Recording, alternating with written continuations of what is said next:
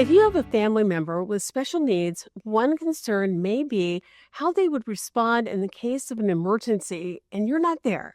How would police or medical personnel know the best way to communicate with them, or if certain situations trigger negative reactions? The SAFER program, Specialized Alerts for Enhanced Response, is designed to help families and law enforcement support those with special needs when they need the help of first responders. Let's learn more about the SAFER program from Lieutenant Brian Damon with the Milwaukee Police Department. Thanks so much for joining us, Lieutenant. Absolutely. Pleasure to be here. Why did MPD start this program? Was there a specific incident that sparked the creation of it, or is the department trying to really work proactively on this? Well, as you know, the Milwaukee Police Department is very heavily involved with our community, and this program was brought to our attention through another newscast, and through that newscast, our chief thought it would be very important and crucial to implement a program just like what we saw on the newscast. And so from there, we kind of started learning about what the SAFER program was from Kenosha Police Department. And from there, we kind of just took some of their things and saw what they were doing, as well as other surrounding communities. And from all of those different communities, we took the best of what we thought were good ideas, and we kind of started implementing our own plan from that. How does the SAFER program work? What does it do? Well, what the SAFER program does is it actually alerts police officers as they arrive onto scene or before they get onto a scene of an incident. And the alert will actually tell them that there was a person there that may have certain physical, developmental, intellectual, emotional, or behavioral issues that we may need to address while we're on scene with that person. And so we would receive that alert through our dispatcher or through our mobile data computers. And from there, we can kind of formulate a game plan on how to safely and with best intentions deal with that person or interact with that person. So that way, our interaction with them is positive with the best kind of outcomes. Why is it so important for police officers, for law enforcement, for medical personnel? Why is it so important for them to have this kind of information? It's very important because there are many different types of conditions out there that we sometimes don't always deal with, and sometimes we just don't know how to handle or deal with those types of conditions or issues. And so having the knowledge ahead of time to know that someone may be mute or nonverbal or may have things like PTSD, we can kind of better prepare ourselves to kind of figure out how we should deal with that situation. We can also then try to figure out if there's any other resources that we can use in order to facilitate a positive interaction. We will also get information from these alerts that would get us in touch with like emergency contacts. It would also tell us about certain triggers. It will also give us a way to figure out certain de-escalation techniques should we need to use those as well. So it really just gives you that snapshot of what that individual may be experiencing. So it allows you to really modify or tailor your response to what their needs are. Yes, exactly. When you take a look at the program, how is that information stored?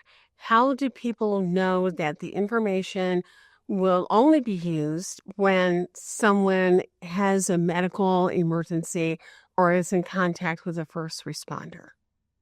The information provided to us is given to us through a web form that we provide to you on a web page that tells you more about the program itself. We also have, so through, and I guess I just also want to say that this program is completely voluntarily committed through the individuals who submit the information. And we safeguard all the information just like we do all of our other information in our data systems, such as our reporting incidents and other critical information. So it's safeguarded. And so the only people that have access to this information would be the first responders, such as the fire and police department and our dispatching area. And it really is both police and fire. So whether someone has an emergency situation where they need the help of law enforcement or it's a medical emergency, the information is right there. Yes. And you mentioned the website exists. Tell us what people can find on the website in addition to that form where they can sign up online. And is there also a paper form people can use? Yes, absolutely. So on the webpage itself, it will kind of describe the program, what it is, discusses the goals of what the program does.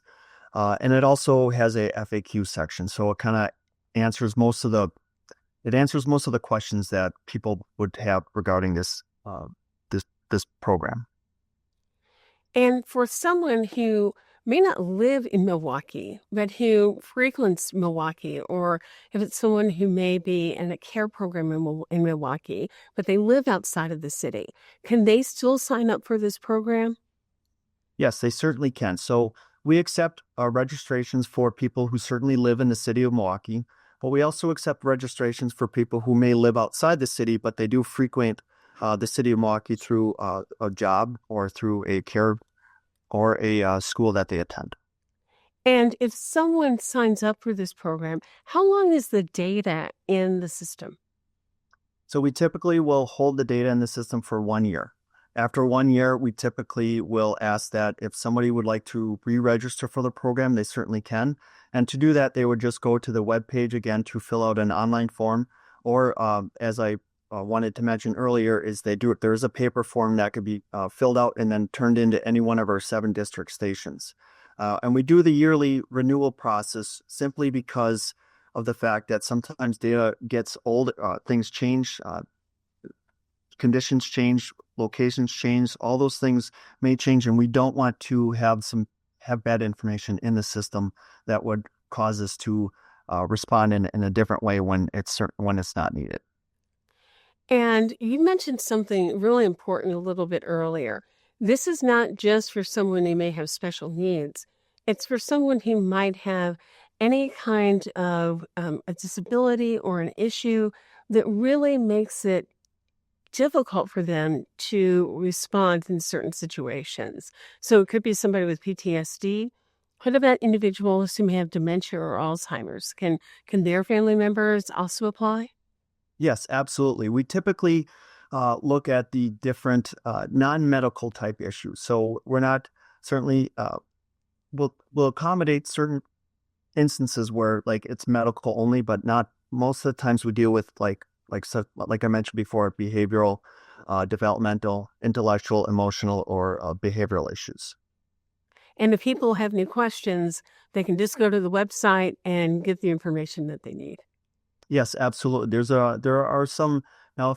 We have people that have additional questions that are not answered on the website. We do have an email address, and that email address is mpd_safer@milwaukee.gov. They can email that email address, and somebody will return with a response to their question that they have. If they prefer not to use an email, they can also call our number at 414-935-3814. Excellent. Well, thank you so much. We really wish you all the best with this program.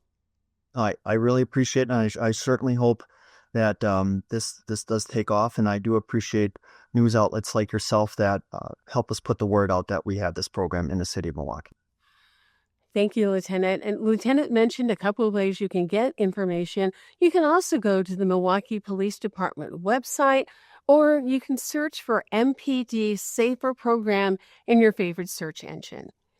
Up next, most people don't know they have it, and they don't recognize the symptoms when their heart is in trouble. Coming up, the signs that can save your life.